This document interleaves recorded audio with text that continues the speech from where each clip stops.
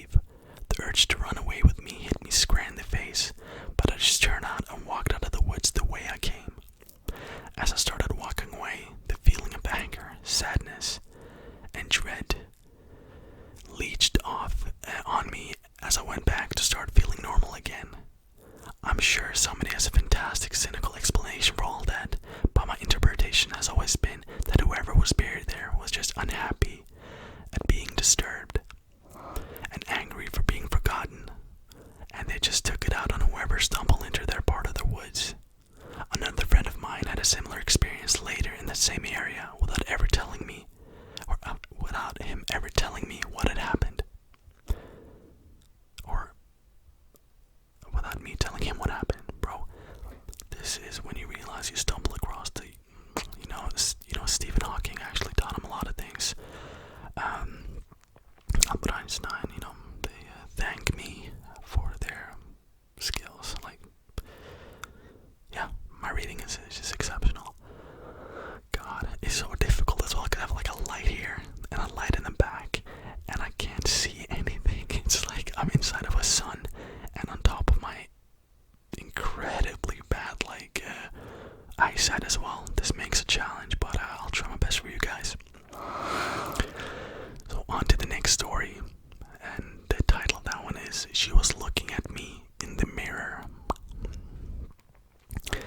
This happened about 10 years ago when my children were younger and my husband worked a permanent night shift. I'd put the kids to bed and I'd been watching some TV for a few hours when I decided it was time to hit the sack. I went and checked on the kids and I went to the bathroom to brush my teeth and wash my face before bed. My bathroom was then pretty tiny. We've since moved house. And the mirror above the sink reflected the door around the corner of the bathroom next to the door. I set about brushing my teeth and having a wash. I was finishing washing my face, and when I was cleaning my face off, I looked in the mirror and I saw a girl staring back at me. She looked to be in her teens and stood slouched in the corner of the wall behind the bathroom, looking back at me in the mirror. She was making direct eye contact, and she wasn't just smiling, just nothing behind her eyes, no emotion, nothing. She had long, scruffy, dirty-looking, curly blonde hair, and she was wearing a long, plain pink shirt, and she had dark circles around her eyes, like she hadn't slept for weeks. I just looked like that all the time. I'm honest. Like, you guys have any tips? I don't know how to get rid of that. Just look dead tired all the time. Like, some people can get sidetracking heavily here. Like, some people can get out of bed and just like, you piss me off. How can you look that good when you get out of bed? When I get out of bed, I look like I just got out of bed. I mean, it's not good. Alright, anyways. She saw a girl in the mirror. Summing it up. I spun around and there was nobody there. I looked back in the mirror and there was nothing there. I was a bit freaked out. And I ran quick to check on my kids and decided to move them into my bed. Nothing else happened that night, and I never saw that girl ever again. Although we did not have any other paranormal stuff happen during the time I lived in that house. That is very weird. I would have thought, like, what the hell, did I just enter another dimension or something? And like, if that only happened once, you know what I mean? That is a bit strange and tight, isn't it? Alright, the next one is called A Haunted Nursing Home, The Lady in White and the Woman in Black. I started my job as a care assistant at a nursing home in 2019. Sorry, my nose is itchy. The home used to be an old orphanage, which explained the noise of children laughing and crying, and also the noise of balls bouncing and little footsteps, so it just instantly haunted them. There are 4 floors in a nursing home, and each floor and the staff and most residents working on those floors would often see the lady in white or a woman in black. They got both of the most terrifying things you can see, I guess. The lady in white and then the woman in black. It's like, oh, like classic ghosts that you don't want to meet. Like, you don't want to meet any ghost, but you know what I mean? If you really didn't want to meet one, those are those. There are multiple story staff share their own experience with each other, but this was mine. By the way, I'm reading this exactly like it was written, so I'm sorry if it sounds a bit weird sometimes. That's just how it was written. Not that I'm an expert in reading or writing either, but just so you know. One particular shift, and totally get it, by the way, I'm not shaming. I'm not English either, so I write a lot of weird stuff. shift, I started my day with the usual routine. Coffee, and made my way to start with the first room. As I was walking into the room, I'd seen a woman dressed in a long black old-fashioned dress slowly come out of the room next door. I rubbed my eyes as my heart sunk, and she was gone. I carried on my usual routine, and the lady I was seeing at the time said, "That woman has been in here again." I asked what woman she was talking about, knowing full well I had just seen that, and I was shitting myself. She then went on to tell me that when she comes in, it's either me or one of my neighbors that have to go. I've actually heard about that stories of nurses, doctors that see shadows coming out of people's rooms, and an hour later they're dead. Okay, it's not a scientific document I'm speaking of here, but there's a lot of stories. I was confused and scared, and carried on asking her many questions about this woman as I could. The lovely lady didn't speak for the rest of the time in her room. This was on my mind for the next 12-hour shift. Let me know if you're interested in hearing the rest. Sure. Let's see if they update their post and we can see what happens next. Because like as I said, like it really is terrifying, that stuff. Like I wonder if that's an actual thing. Something comes to get you, kind of lead you into the afterlife. Alright, this is the last one, so let's see what disaster brings. Bought my first house and found out it was haunted. I bought my first house in 2003 and I was over the moon. Shortly after moving in, two of my neighbors began joking with me about the ghost in my house. Well, I thought they were joking, so I just played along, pretending that I'd seen it and it was no big deal. Well, as time went on in that summer, I met more and more of my neighbors, and they all brought up the same topic. Finally, an elderly woman on the block who was quite kind and friendly told me told me a story after I had asked her. I knew she wasn't going to screw with my head, which is why I asked her in the first place. Imagine she was just like, "Yeah, there's 10 demons in there." I was like, "Oh, okay, I won't talk to you again." Mental. Turn out the previous owner had purchased the home and never lived there because she said it was so haunted. Okay. Sounds of the night of footsteps and sobbing, and the glimpse of a man sitting in the kitchen covered in blood. One of my neighbors helped with the renovations of the house and said that when he was putting up a drywall, he felt something lift up his dreadlocks. Though I've had a paranormal experience before, it had been many years, and by then I just kind of chalked it up to being night terrors. One day, I went to a small neighborhood video store to rent a movie. I had to fill out a form with my demographic data and then a credit card info. The owner of the store looked at me and the form and said, "Oh my God, you live in that house." I asked her what she meant, and she explained that the former employee had committed suicide in my house. At that time, with all due respect, I'm moving. That is terrifying. That terrifies me. Honestly, I couldn't lay in a bed just looking up at a lamp being like, once someone, I'm not gonna say it. I'm not trying to be disrespectful, but that would creep me out. Come on. She came to my house as soon as she heard, but the house had been taped off, and police, considered it a crime scene. She told me she had just moved into the house with his partner and called his mom because he wanted to invite her over to meet his partner to come out to her.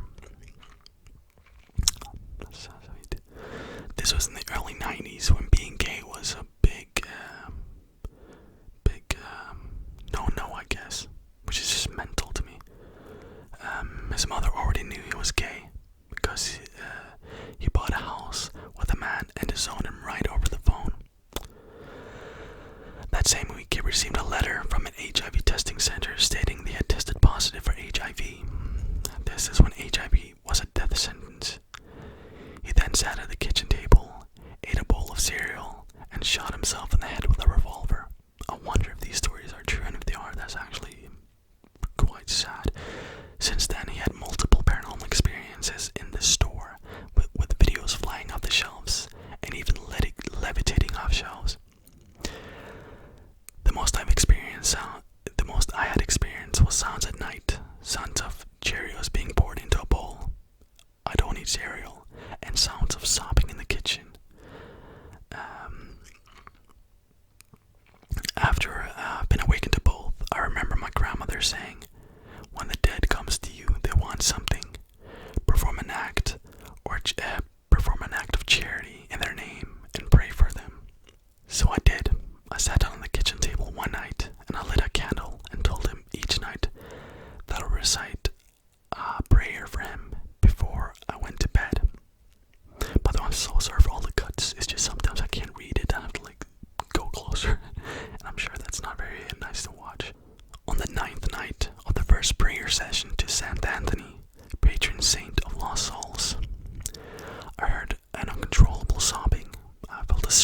presence of grief and despair. But at the sound of hyperventilating and breathing, as though someone could not catch their breath, I sat in the presence of this, knowing it was not malignant, meaning it was not evil, but other connection of intimacy and compassion of which he was in dire need for. For 45 days, I sat in prayers. A few times I had awakened to feel his presence standing over my bed, but I knew it was not a malignant presence. This still happens from time to time, but less frequently. So I guess that's